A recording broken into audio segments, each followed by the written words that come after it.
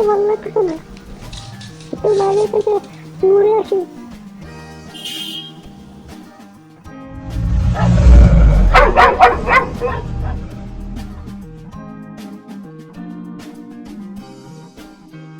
আমি নিচে এলেও চিন্তা যে জঙ্গলের মতন, জঙ্গলের মতন। আমি নিচে এলেও চিন্তা যে জঙ্গলের মতন, জঙ্গলের মতন। আমি নিচে এলেও চিন্তা যে জঙ্গলের মতন, জঙ্গলের মতন। আমি নিচে এলেও চিন্তা যে জঙ্গলের মতন, জঙ্গলের মতন।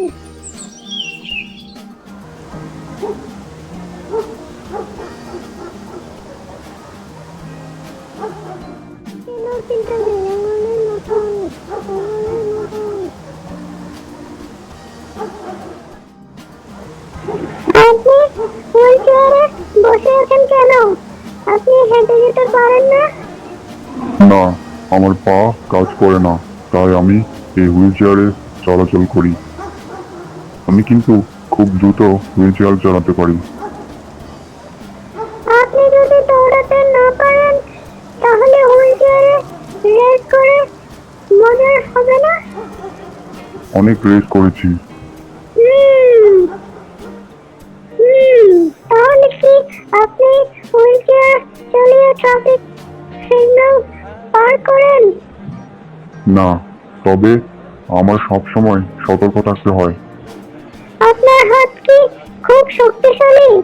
আপনি এত সহজে হুইল চেয়ার চালান? হ্যাঁ, হুইল চেয়ার চালাতে আমার হাতে শক্তি লাগে। আমি নিয়মিত এক্সারসাইজ করি। আপনার কি অন্য কাজের সমস্যা হয়? আমি আমার জীবনের সব কাজ করতে পারি। অফিসের কাজ করি, বই পড়ি, রান্নাও করি, সব কাজ করি।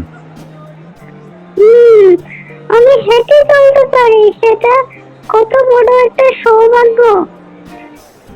আপনাকে দেখে আমি বুঝতে পারলাম যে আমরা যারা হাঁটতে পারি তাদের কতটা কৃতজ্ঞ থাকা উচিত। হ্যাঁ, এটাই সত্যি এক ধরনের কৃতজ্ঞতা। আমরা যারা হাঁটতে পারি না তাদের জীবন একটু আলাদা, কিন্তু আমাদেরও অনেক কিছু করার ক্ষমতা আছে। আমরা কি সবসময় হুইল চেয়ারে থাকা মানুষদের সাহায্য করতে পারি? অবশ্যই মাঝে মাঝে, কিন্তু আমি শিখেছি হুইল চেয়ারও আমার জীবন সম্পূর্ণ, এবং আমি যেটা করতে চাই সেটা করতে পারি।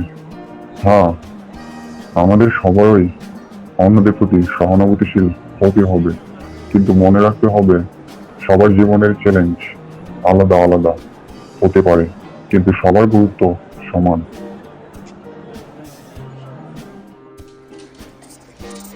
আমি কখনোই মনে মনে খারাপ ভাবতে পারি না। আমার জীবনে অনেক কিছু আছে এবং আমি যে হাঁটতে পারি সেটাও একটা বিরাট সৌভাগ্য। আজকে সেই লোকটা কত দারুণ, সে হুইল চেয়ার নিয়ে কিভাবে তুই সুখী জীবনযাপন কাটাচ্ছে। আমি আমার পা নিয়ে আরো কৃতজ্ঞ হওয়া উচিত।